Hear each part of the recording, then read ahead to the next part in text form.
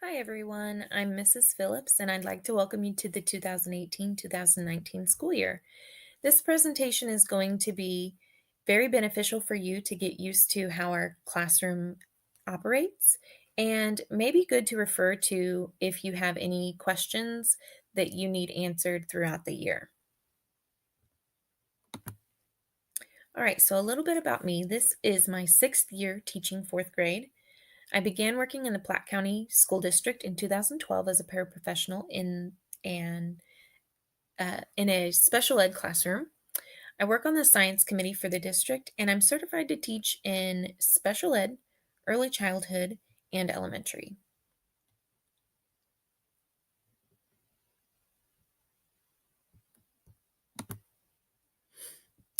This is our class schedule. This is what your child will typically experience in our classroom.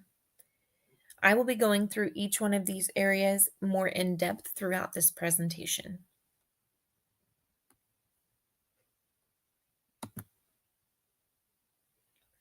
We have a few goals in our class that we work on throughout the year. We will be working on learning new skills, of course, discovering new interests, making new friends, have fun and support each other, and build strong character through our Pirates Rock and 7 Habits programs. We are a classroom community in my class. I refer to our class as a family, and these 3 rules help us to make sure that we are getting along with each other as well as ensuring academic success. These 3 rules are the same 3 rules that we have throughout the building, and as a class, we will look at each of these rules and discover what they will look like and sound like in our classroom. As far as classroom management, I will be using Class Dojo as a way to communicate and track behavior. Students will receive positive points for following or exceeding expectations, and students who are not following expectations will receive negative points. You can receive emails for this, or you can download the app that's free and you'll get messages regarding your child's behavior.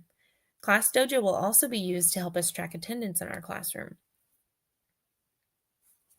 In the Platte County R3 School District, the elementary uses standards-based grading on a 4-3-2-1 scale. 4 actually means exceeding the standard. 3 means they've met the standard. 2 means they're approaching the standard, and 1 means that they're below the standard. You can refer to report cards, data notebooks, or leadership notebooks, and me for information regarding your child's progress. If your child misses school, they'll have 1 day for every day that they've missed to complete any absent work. So here are the 7 habits that I've discussed earlier. 1 is be proactive. 2 is begin with the end in mind. 3 is put first things first. 4 is think win-win. 5 is seek first to understand, then be understood. 6 is synergize, and 7 is sharpen the saw. Your child will hear these a lot in our classroom and in our building. So what does ELA look like in our classroom? Well, the methods of instruction are the workshop model, where I teach whole group using Good Habits, Great Readers, but then I also pull small groups of students while some students are working independently. Some of the topics and activities are Accelerated Reader, or AR, Main Idea, Theme, Story Elements, Inferring, Text Structures, Text Features, and Text-to-World Connections, to name a few. The writing topics and activities your child will experience are narrative, realistic fiction, informational, and opinion. Every day, your child will experience some sort of word work, whether that be spelling patterns, grammar, or punctuation. Math is very similar to ELA as far as instruction is concerned. We use a workshop model with whole group using Envisions Math and small groups using ScoopPad as well as other supplemental resources. Students will work on fluency in all basic math facts, place value, multiplication, division, fractions and decimals, geometry, and measurement and data.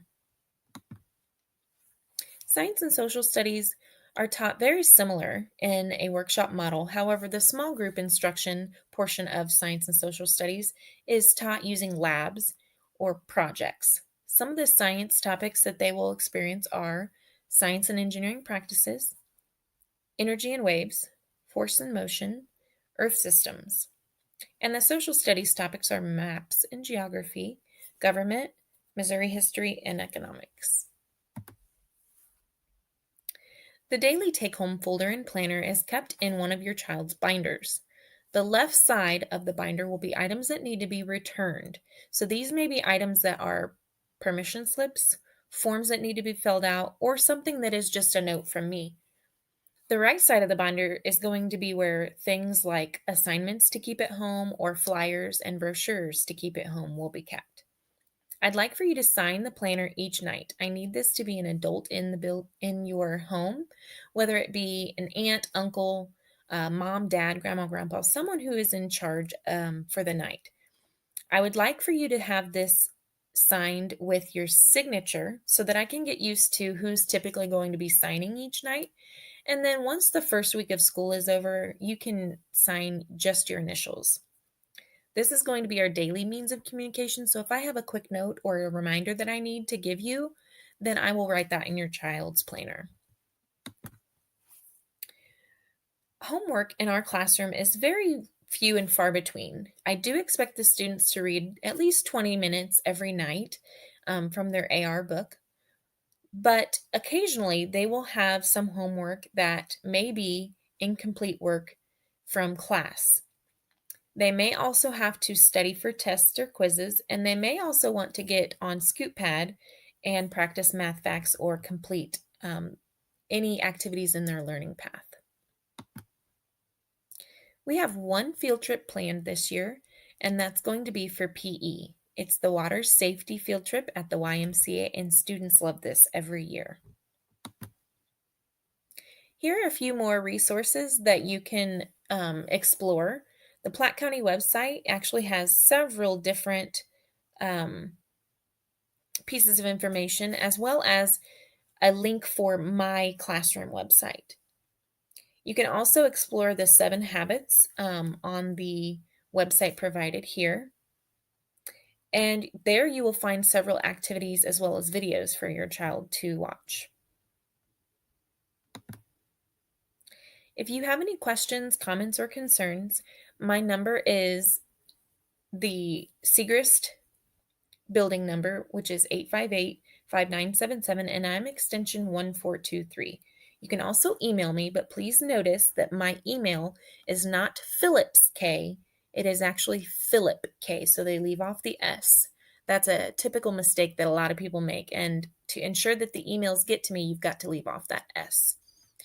I usually check my emails in the morning around 8 o'clock, and then I check them again at my plan time at 10 o'clock to 10:50. And then I usually check them at 4 o'clock before I leave. Please know that occasionally things will happen and I'm not able to check my emails during plan time. So if you have something that's an emergency, contact the office. The best way to make sure we have a great year together is to stay in communication. So I hope to hear from you soon, and I can't wait to start this school year with you and your child. Let's have a great year.